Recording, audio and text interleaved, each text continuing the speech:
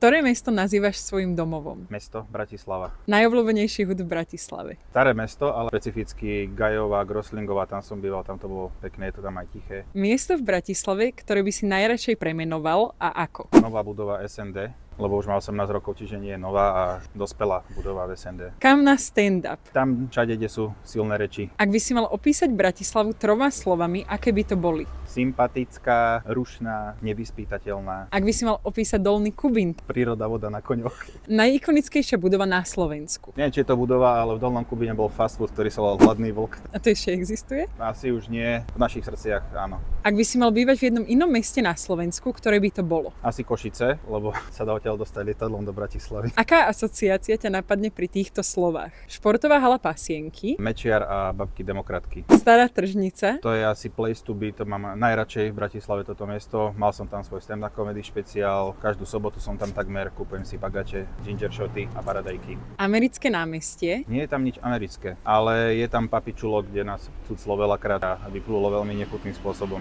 New York? Najobľúbenejšie mesto na svete pre mňa, vždy keď si naň spomeniem, tak si aj poplačem. Los Angeles? Los Angeles po španielsky. Lakers Comedy Store. Ak by bola Bratislava pesnička, aká by to bola? Tak Bratislava už je pesnička AMO Bratislava. Aké by bol Dolný Kubín pesnička? Scooter How much is the fish? Najviac preceňované miesto v Bratislave? Pošta. Vlastne každé miesto, kde sa musí čakať, je preceňované. Kam ideš, keď chceš byť úplne sám? Do svojej kancelárie, ale keďže mám 2 deti, psa a manželku, tak ja už nikdy nebudem sám. Ak by si mohol na Bratislave zmeniť jednu vec, aká by to bola? Asi by som oživil hotel Kiev, alebo by som dal do MHDčky prvú triedu. A čo pre teba znamená domov? Domov znamená miesto, kde môžem chodiť v slipoch a nikto ma nesúdi. Čiže podľa tohto vlastne nemám domov.